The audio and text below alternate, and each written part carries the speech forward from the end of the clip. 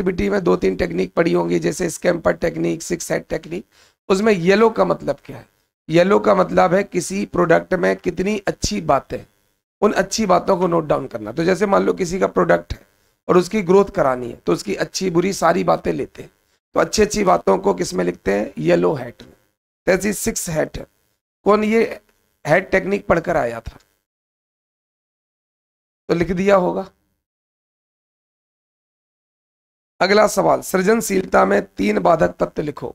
तो बहुत कुछ हो सकता है, आपका वातावरण, आपका समाज हो सकता है, आपको सब असफलता का भय हो सकता है, संसाधनों की कमी हो सकती है, टीम की कमी हो सकती है, सब हो सकता है। पर डॉलिंगन के अनुसार व्यवसाय योजना, तो जो कहते हुए लिख देना जो डॉलिंगन ने बोला होगा कि प्रस्तावित उद्यम की रणनीति और संचालन का वर्णन करते हुए उद्यमशीलता की औपचारिक लिखित अभिव्यक्ति। तो जो भी आपका विजन है उसको अगर आपने लिख दिया तो उसे लिखित अभिव्यक्ति को बिजनेस प्लान या व्यवसाय योजना कहते हैं। तो आपकी जो भी उद्यमशीलता है उसको अगर आपने लिखित अभिव्यक्त कर दिया, उस लिखित अभिव्यक्ति को क्या कहते हैं? योजना। फिर जिम्मेराट और स्कारबोरो की परिभाषा ये छाप दी होगी कि नए विचारों को विकसित करना, समस्या अवसरों पर नए तरीके से सोचना, है ना, की क्षमता क्या कहलाती है? सृजनशीलता। तो नई जो समस्या है उनको नए ढंग से सोचना और नए समाधान ढूंढने की कोशिश करना।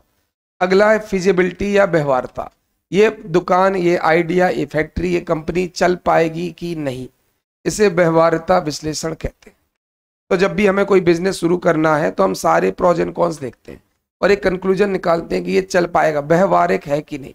तो मेरा आइडिया व्यवहारिक है कि नहीं, इस विश्लेषण को व्यवहार्यता विश्लेषण कहते हैं। इससे फायदा क्या होता है? जोखिम से बच सकते हो, टाइम और रिसोर्स की बचत होती है और इन्वेस्टर को अट्रैक्ट किया जा सकता है, क्योंकि आप पहले से बताओगे कि आइडिया चल सकता है कि नहीं, तो इन्वेस्टर भी पैसा लगा सकता है। अगला, फिलोसोफर क्वीन, किसने किसको बोला था? तो जॉन की ने देवी अहिल्याबाई होलकर को एक बुक थी इंडिया आ हिस्ट्री में बोला था। इसलिए बोला था क्योंकि वो फिलोसोफर भी है और क्वीन भी है, तो धार्मिक, है ना, राजनीतिक, सब कुछ था। तो ये फिलोसोफर भी है और क्वीन भी है, तो सारे गुण होने की वजह से ने क्या बोला गया? Philosopher queen. किसने बोला, किसको बोला, किस बुक में बोला और क्यों बोला, इतना अपन को 2-3 लाइन में चाहिए। तो किसने किसको किस पुस्तक में फिलोसोफर क्वीन बोला, ये पहली लाइन, और क्यों बोला, ये दूसरी लाइन। तो ये 15 में से बताओ कितने क्वेश्चन हमारे सही है? मतलब ये नहीं कि 15 ही सही हो जाए, कोई दिक्कत नहीं, पर कितने सही है? 12-13 सही है, क्योंकि मैं कॉपी चेक कर रहा हूं, बहुत ही घटिया कॉपी लिखी है। कॉपी में खुद ही खुद चेक कर रहा हूं, बहुत ही घटिया लिखा है। कुछ पूछा है, कुछ लिख रहे हैं, द्रव्य पदार्थ, मतलब ऐसे ऐसे विचारों से मैं परिचित हो रहा। मैंने कहा, मैं कभी कभी मैं ही कंफ्यूज हो जाता हूं कि मैंने ही तो गलत किताब तो नहीं पढ़ी ली। ऐसा होता है ना, जैसे अपन MBBS करके पे पोस्टिंग होती है, तो उसी को क्या बोलते हैं? इंट्रो। ठीक है। तो एक्चुअली जैन दर्शन का एक ज्ञान मीमांसी सिद्धांत है, उस सिद्धांत का नाम है स्यादवाद। अगर इसी स्यादवाद को और विस्तार दे दो तो वो क्या बन जाता है? सप्तभंगी सिद्धांत। तो जैन दर्शन के ज्ञान मीमांसी सिद्धांत, स्यादवाद के विस्तार को ही सप्तभंगी सिद्धांत कहते हैं। इंट्रो समझ में आ गया? एक्चुअली ये नॉलेज की बात कर रहे हैं, ज्ञान की, है ना। हर चीज में क्या कह रहे हैं? शायद बोल रहे हैं ना कि कोई भी चीज, कोई भी ज्ञान पूर्ण निरपेक्ष नहीं हो सकता। तो जैन दर्शन के ज्ञान मीमांसी सिद्धांत, स्यादवाद का विस्तार ही सप्तभंगी दर्शन है। तो ये हमारा इंट्रो तैयार हो गया। ये आया कहां से?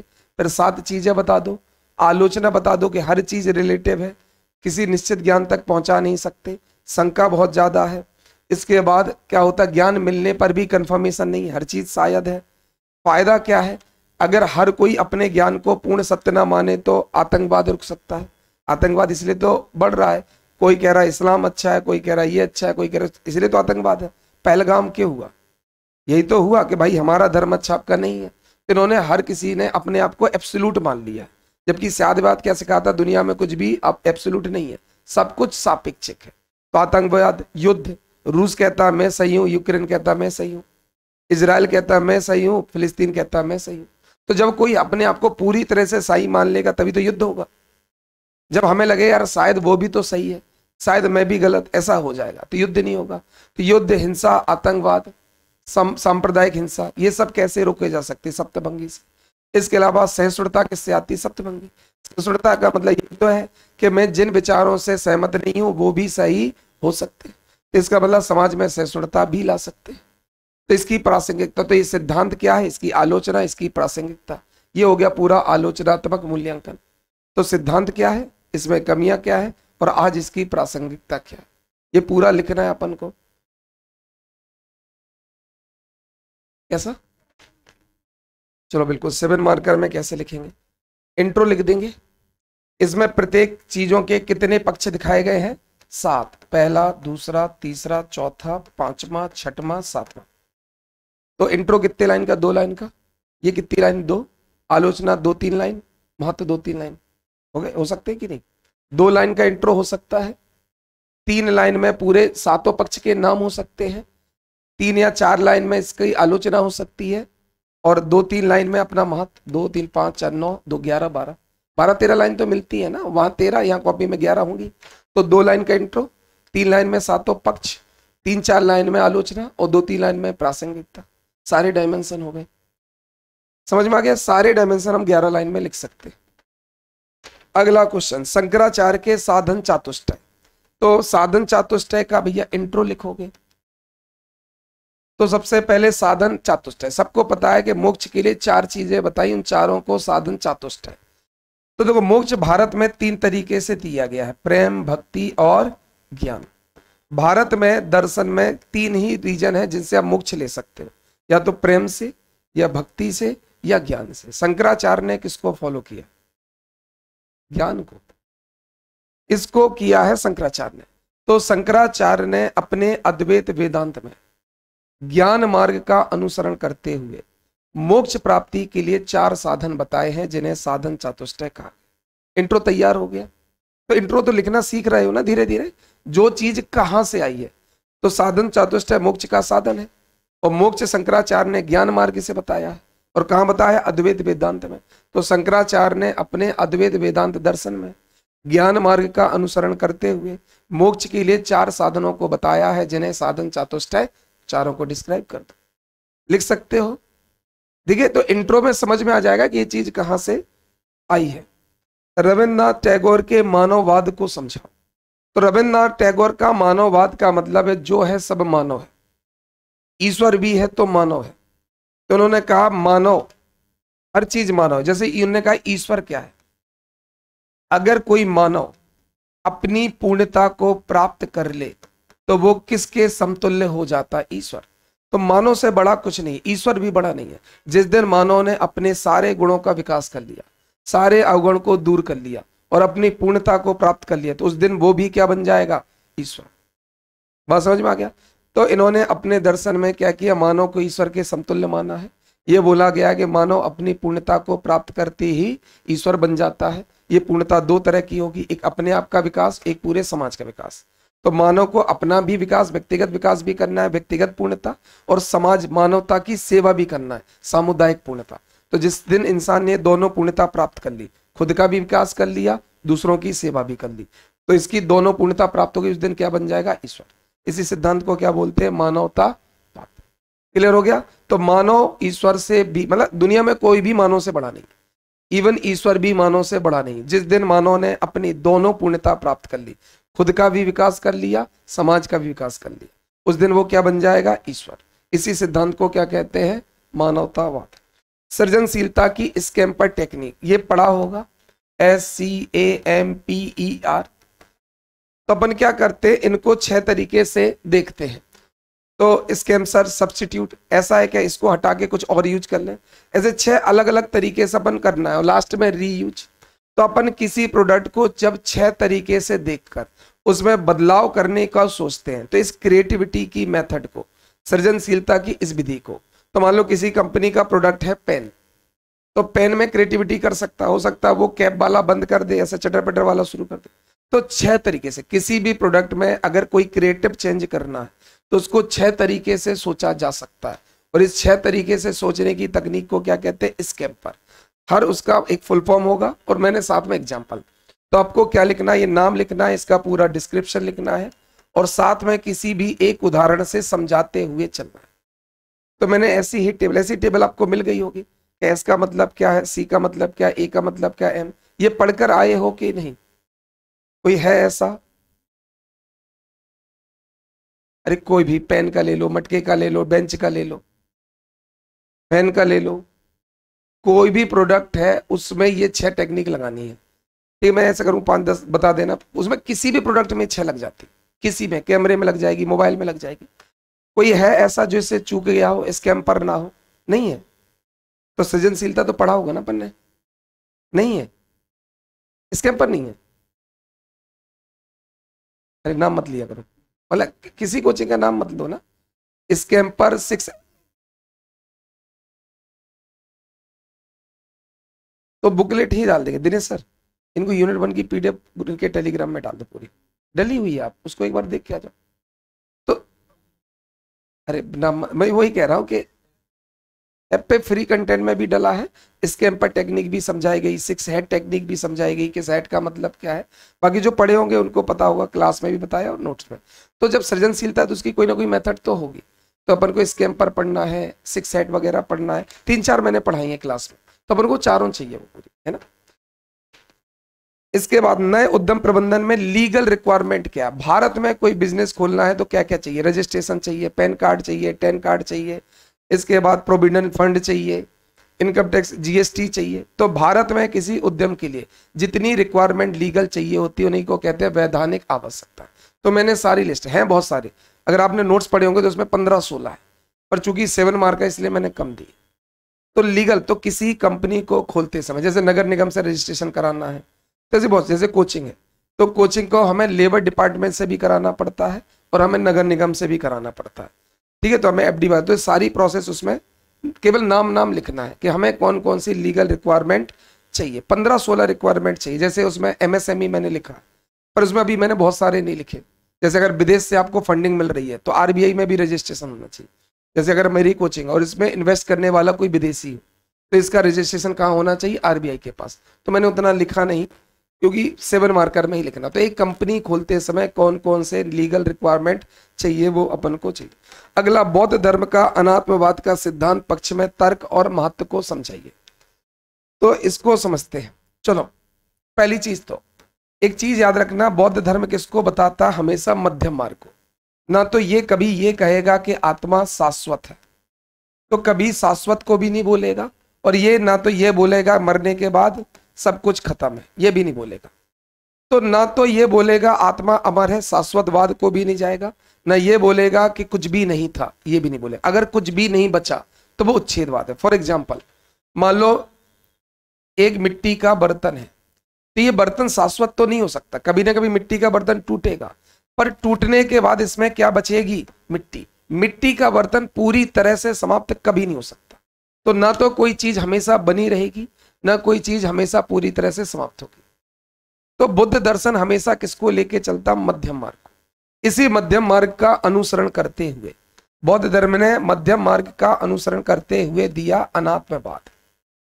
अनात्म का मतलब आत्मा तो है पर वो क्या नहीं है? शाश्वत नहीं। आत्मा है पर वो शाश्वत नहीं। तो बौद्ध धर्म आत्मा को मानता है पर वो आत्मा के शाश्वत सिद्धांत को नहीं मानता। इसने फिर क्या बोला? इसने बोला दुनिया में जो भी बनता है वो 5 चीजों से मिलकर बनता है, और 5 चीजों को क्या बोलते हैं? स्कंध, और उन्हीं में एक होती है चेतना। तो हम सब कितने पार्ट से मिलकर बने? 5। 5 मिलते ही व्यक्ति बनता है। इसका एग्जाम्पल समझते हैं। मिलिंद पन्नो बुक पढ़ी होगी, उसमें नागसेन मिलिंद से क्वेश्चन आंसर कर रहे हैं, उसमें उन्होंने एक रथ का एग्जाम्पल दिया। उन्होंने कहा रथ कुछ नहीं है, अगर हम कल के दिन पहिए वहिए सब अलग कर दें, जैसे मैं एक, चलो स्कूटी है, स्कूटी की मैं दोनों पहिए अलग कर दूं, हैंडल अलग कर दूं, सीट अलग कर दूं, इंजन अलग कर दूं, स्कूटी कहाँ गई? गायब हो गई। तो अलग से सोचा जाए, स्कूटी है ही नहीं, अलग अलग पार्ट्स को मिला दिया तो स्कूटी बन गई। इसी बेंच को देखो, अगर ऊपर का पाया, ये ऊपर का जो भी फ्लोर है ये अलग कर दूं, नीचे के पाया अलग कर दूं, टेबल खत्म हो गई। बात समझ? ऐसी हमारा व्यक्ति अलग से कुछ भी नहीं, अलग से आत्मा जैसा कुछ नहीं है। जब 5 चीजें मिलती है तो व्यक्ति बनती है। बात समझ में आ गया? और जब मृत्यु होती है इसका मतलब 5 चीज अलग हो गई। तो जब भी 5 एक होगी तो शरीर और आत्मा बनती है, और 5 अलग होगी तो व्यक्ति नष्ट होता है। पर वो 5 पूरी तरह से खत्म कहाँ हुई? केवल अलग हुई है। जैसे मैं स्कूटी के सारे पार्ट्स अलग कर दूं तो हैंडल खत्म थोड़ी हुआ, हैंडल अलग हो गया।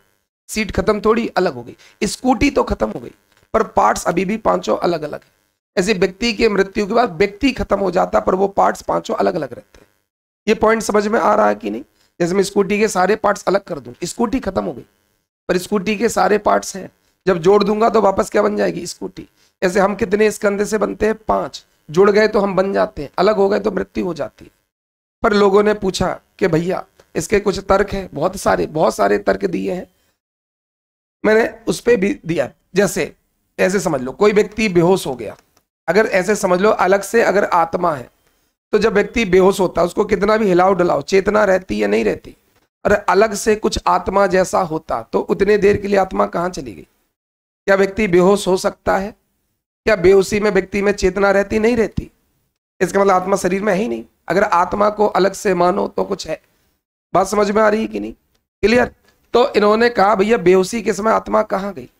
ऐसे इन्होंने बहुत सारे 5-6 आर्ग्यूमेंट दिए जिससे प्रूव किया कि आत्मा अलग से नहीं होती। 5 स्कंद। अब इन्होंने इनसे सवाल पूछा कि जब आत्मा नहीं होती तो फिर पुनर्जन्म कैसे हो सकता है? क्योंकि हम क्या मानते हैं कि मरने के बाद हमारे शरीर से आत्मा दूसरे शरीर में चली जाती है और पुनर्जन्म होता है। अब यहां ध्यान से समझो, इन्होंने एक सिद्धांत दिया जिसे बोलते हैं प्रतीत समुत्पाद। यह सिद्धांत पढ़कर आए हो? प्रतीत समुत्पाद का मतलब है दुनिया के हर कार्य के लिए कोई ना कोई कारण जिम्मेदार है। 12 निदान पढ़कर आए होंगे, 12 चैन पढ़कर आए होंगे, हर चीज के लिए कोई ना कोई जिम्मेदार है। तो इन्होंने कहा कि जब क्या होता है कि इस जन्म में हम जो भी काम करते हैं उसका रिजल्ट हमें अगले जन्म में दिखाई देता है। इसका मतलब है पिछले जन्म के कर्मों से ही अगले जन्म की चेतना आती है। तो अगले जन्म के लिए अलग से आत्मा की जरूरत नहीं है। पिछले जन्म के कर्म को इन्होंने बोला संस्कार ही अगले जन्म के लिए जिम्मेदार है। तो अगर हमने 5 स्कंद मिल गए, जैसे हमारा शरीर किससे मिलकर बना? 5 स्कंद से, तो हम जितने भी कर्म करेंगे इसका कोई ना कोई परिणाम निकलेगा, क्योंकि कोई भी चीज पूरी तरह से समाप्त नहीं हो सकती।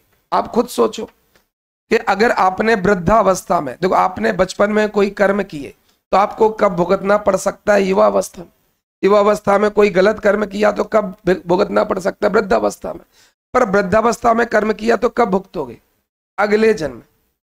इसका मतलब इस जन्म के संस्कार ही अगले जन्म की चेतना ला देते हैं। इसका मतलब अगले जन्म के लिए आत्मा जरूरी है या पिछले जन्म के कर्म ही हो जाते हैं? पिछले जन्म के कर्म। तो इन्होंने प्रूव भी कर दिया। अब इसका महत्व क्या है? देखो अगर हम मान लें कि हमारे अंदर जो है वो शाश्वत नहीं है, हमारे अंदर देखो मोह क्यों आता है? जब हम किसी चीज को स्थायी रूप से अपना मान लेते हैं तब उसका दूर होने का दुख होता है। जिस चीज को हम शाश्वत नहीं मानेंगे, जैसे कोई भी मेरे पास हो चीज और मैं इसको नहीं मानूं कि हमेशा मेरे पास रहेगी, तो जिस दिन वो चीज मुझसे दूर हो जाएगी मुझे दुख ही नहीं होगा। तो इंसान के पास मोह कब आता है? मोह तब आता है जब वो किसी चीज को शाश्वत मान लेता है। पर जब हम शाश्वत आत्मा जैसा कॉन्सेप्ट ही नहीं मानेंगे तो हम किसी के प्रति मोह ही नहीं, और मोह ही दुख और तृष्णा का कारण है। तो जब हमारे अंदर मोह ही नहीं होगा तो हमारे अंदर तृष्णा, डिजायर या दुख ही नहीं होगा। तो जैसे ही हम अनात्मवाद को मान लेंगे दुख से परे हो जाएंगे। पहला महत्व समझ में आ गया? तो हमारे अंदर तृष्णा क्यों आती है? क्योंकि हमारा किसी के प्रति मोह होता है। मोह क्यों होता है? क्योंकि हम हर चीज को शाश्वत मान लेते हैं। हम मानते हैं, जैसे मान लो आज कोई क्रिकेटर रिटायर्ड हुआ तो वो दुखी क्यों हो रहा? क्योंकि उसने इस चीज को शाश्वत मान लिया तो मैं तो हमेशा क्रिकेट खेलता रहूंगा। अगर वो पहले से मान लेता कि मुझे कभी ना कभी रिटायर्ड होना है, तो जिस दिन वो रिटायर्ड होगा उस दिन दुखी होगा कि पार्टी करेगा कि मेरी जिम्मेदारी खत्म। क्रिस गेल टाइप का। क्रिस गेल को दुख नहीं हुआ, वो तो खुशियां। तो जिनको रिटायरमेंट पर दुख हो रहा है उन्होंने हर चीज को क्या मान ली थी? शाश्वत। तभी तो दुख हो रहा है। जैसे आप लोग नौकरी करोगे, आफ्टर एज रिटायर्ड भी तो होगे, तो आफ्टर रिटायरमेंट दुख नहीं होना चाहिए, पर हम दुखी होते हैं क्योंकि हमने हर चीज को क्या मान ली है? शाश्वत। तो हमने वैदिक फिलॉसफी की शाश्वत आत्मा को मान लिया, इसलिए हम सब दुखी रहते हैं। अगर हम अनात्मवाद को मान लेंगे और ये मान लेंगे कि आत्मा शाश्वत नहीं होगी, कुछ भी शाश्वत नहीं होता, तो हम दुखी। पहला। दूसरी चीज, जब हमें पता है हमारे शरीर से निकल के कुछ दूसरे शरीर में नहीं जाना, सब खत्म होना है, तो इसका मतलब ना तो मेरे अंदर कोई आत्मा है, ना इनके अंदर कोई आत्मा है, ना इनके अंदर। अभी क्या लगता है? मैं अपने और पराये का भेद होता है। हमें लगता है ये हमारी आत्मा है, आपके अंदर आपकी आत्मा है। जब समझ में आ गया अलग से कोई आत्मा नहीं, 5 स्कंद है, 5 स्कंद मिलने से मैं बना, 5 स्कंद के मिलने से आप बने। तो जब जिस दिन ये पता चल जाएगा उस दिन अपने और पराये का भेद खत्म हो जाएगा। तो जो पक्षपात होता है खासकर सिविल सेवा में, जो सांप्रदायिक दंगे होते हैं कि मैं हिंदू हूं ये मुस्लिम, ये क्यों हो रहा? क्योंकि हमें लग रहा हमारी आत्मा, उनके अंदर लगता है उनकी आत्मा। जिस दिन पता चल जाए कोई आत्मा जैसा कुछ है ही नहीं, उस दिन अपने पराये का भेद क्या हो जाएगा? खत्म हो जाएगा। तो अनात्मवाद का मतलब है शाश्वत आत्मा को ना मानना।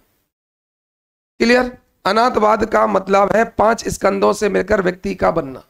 अनात्मवाद का मतलब है अगले जन्म में आत्मा नहीं, पिछले जन्म के संस्कारों से चेतना का आना। अनात्मवाद के कई सारे कारण हैं, जैसे पहला तर्क प्रतीत समुत्पाद, इस जन्म में कुछ करेंगे तो अगले जन्म में मिलेगा, तो आत्मा का जाना जरूरी नहीं। बेहोशी, ये सब बहुत सारे कारण। रथ का उदाहरण, ये सब क्या बताते हैं कि आत्मा शाश्वत नहीं होती है। इसका महत्व बता दोगे? इसका महत्व क्या होगा? मोह से बच जाएंगे। और दूसरा, अपने पराये का भेद समाप्त हो जाएगा। ऐसा पूरा लिख सकते हैं। लास्ट क्वेश्चन है, महिला उद्यमियों के समक्ष चुनौतियां और सरकारी सहायता कार्यक्रमों का उल्लेख। तो सबसे पहले एक परिभाषा लिखी होगी कि महिला उद्यम किसे कहते हैं। तो उसमें लिखा भैया, विकास आयुक्त के अनुसार ऐसा कोई भी उद्यम जिसमें ओनरशिप 50% से ज्यादा महिलाओं के पास और काम करने वाले कर्मचारियों में 50% महिलाएं, उसे महिला उद्यम कहते हैं। पर उसमें एक डेटा लिखा कि नीति आयोग के अनुसार भारत में कुल उद्यमियों में मात्र 13.7% उद्यमी महिलाएं हैं। तो इन इतनी कम समस्याओं के लिए, इतने कम संख्या के लिए निम्नलिखित चुनौतियां या मुद्दे जिम्मेदार। जैसे चुनौतियां लिखी है, तो कल मैंने आपको लास्ट टेस्ट में क्या बताया था? जब भी आपके पास कोई डेटा होता है तो वो आपका इंट्रो बन जाता। तो मैंने नीति आयोग का डेटा लिख दिया कि नीति आयोग के अनुसार भारत में जितने भी उद्यमी हैं उसमें मात्र 13.7% उद्यमी महिलाएं, बाकी सब कौन है? पुरुष। इतनी कम संख्या के लिए निम्नलिखित चुनौतियां जिम्मेदार है। सामाजिक चुनौती, आर्थिक चुनौती, व्यक्तिगत चुनौती, ये सारी चुनौती सब में डेटा लिखा हुआ। देखो आप, जैसे आर्थिक चुनौती, लोन आसानी से नहीं मिलता, उसमें डेटा लिखा है कि कितने % महिलाओं को ही लोन मिल पाता है। उसमें एक डेटा लिखा है कि भैया महिलाओं को लोन ना मिल पाने की वजह से खुद की सेविंग से बिजनेस चला रही है। सामाजिक, क्या समाज महिलाओं को समर्थन देता है? अगर कोई महिला आज ही रात को 12 बजे ऑफिस से आ रही है, हम कह रहे 2 बजे आ रही है, उसको समाज अच्छी निगाहों से देखेगा? इतनी रात लगता है कुछ चक्कर है। अगर पुरुष काम करके आ रहा है तो भैया बड़ा मेहनती पुरुष है, परिवार के लिए दिन रात कुछ नहीं देख रहा। और अगर कोई महिला रात को काम करे तो क्या गलत? तो क्या हमारी सामाजिक सोच ऐसी है कि महिला उद्यमी के काम करने के प्रति, एक तो सोच हमारी ऐसी है, दूसरा सपोर्ट नहीं है। तो अगर कोई महिला कहती है कि मुझे काम करना, ऑफिस जाना है, तो पति 10 बार देखेगा। ऑफिस से बार बार फोन आएगा तो पति को शक होगा कि बहुत ही फोन नहीं आ रहा है ना, किसका फोन आ रहा है, इतना क्या बात करना। तो सपोर्ट भी तो नहीं है, तो व्यक्तिगत सपोर्ट नहीं है। साक्षरता का स्तर महिलाओं में पुरुषों की तुलना में कम है। पुरुषों का लिटरेसी रेट 82 है, महिलाओं का 65 है। और हायर लिटरेसी मैंने उसमें लिखा 27 है। तो लिटरेसी रेट 65 है और हायर लिटरेसी 27 है। तो बिजनेसेस खोलने के लिए क्या हायर लिटरेसी होना जरूरी नहीं है? स्पेशलाइजेशन होना जरूरी नहीं? बिल्कुल है, पर मात्र 27% महिलाएं ही पीजी होती है। ये सब डेटा अपन ने लिखा, चुनौतियां। फिर लिखे सरकारी सहायता कार्यक्रम, जैसे स्टैंड अप इंडिया, जैसे कि मुद्रा योजना, है ना, और भी जितनी भी योजना है वो सारी अपन लिख सकते हैं। जैसे वुमेन प्लेटफॉर्म एक दिया है, वुमेन एंटरप्राइजेस एक प्लेटफॉर्म लिखा है। इसके बाद सम्मानित करने के लिए कार्यक्रम लिखा है। तो कौन कौन सी चुनौतियां, उसको क्लासिफाई करो। सामाजिक अलग लिखो, आर्थिक अलग लिखो, व्यक्तिगत अलग लिखो, शैक्षणिक, इस तरह से पूरा अलग लिखो और सरकारी प्रोग्राम लिखो। तो सबसे पहले परिभाषा, फिर नीति आयोग का एक डेटा कि मात्र 13.7% ही महिला उद्यमी है, फिर चुनौतियां, फिर सरकारी कार्यक्रम। क्लियर? अब इसमें क्या समस्या आ रही है? देखो मैं बोल रहा हूं मॉडल आंसर आपको मिलता है। मॉडल आंसर केवल ये है कि आपकी दिशा क्या होनी चाहिए। अपन को धीरे धीरे उत्तर मॉडल आंसर जैसा चाहिए, धीरे धीरे। मैंने पिछली बार भी बोला कि मुझे 2 महीने में दे दो, 3 महीने में दे दो, पर ये चाहिए, है ना। आपकी मैं कॉपी चेक कर रहा हूं, सच में ऐसा लग ही नहीं रहा कि आपने मेंस पढ़ा है। मैंने आपकी कॉपी चेक की, मतलब ऐसा करना पड़ रहा, मतलब नंबर छोड़ो, मैं ऐसा करता जा रहा हूं। कई लोगों ने कुछ भी लिखा है द्रव्य और उसमें, कई लोग ऐसे लिखते हैं कि यह सिद्धांत महान विचारक अरस्तु, मत लिखो बाहर, सीधे लिखो अरस्तु ने दिया है। तो ऐसा कुछ नहीं है, सब महान है। तो इन शब्दों से नंबर नहीं मिलते। तो मैं कॉपी चेक कर रहा हूं, मुझे महान विचारक मिल रहा है, तो मत लिखो, है ना। तो कुछ लोगों की कॉपी चेक हुई, कुछ लोग और रुक जा 10-15 मिनट से कॉपी मिल जाएंगी। मैं मार्क्स भी देता जा रहा हूँ, गलतियां भी लिखता जा रहा हूँ, और कॉपी सारी मैं ही चेक कर रहा हूँ। और वास्तव में बहुत गंदा लिखा है, तुम्हारा सिलेक्शन नहीं हुआ, होना भी नहीं चाहिए जैसा तुम लिख रहे हो। मतलब उसके आसपास तो रहो यार, पूछ कुछ और रहा, लिख कुछ और रहे। ठीक है, तो आज का पेपर और देखूंगा ना, तो आप 10-15 मिनट में कॉपी या आप लोग आ जाइए, मैं लिख चेक करता जा रहा हूँ, है ना, एक एक करके मैं नाम बोलता जा रहा हूं। जैसे हितेश चौहान, आप आ जाइए ना।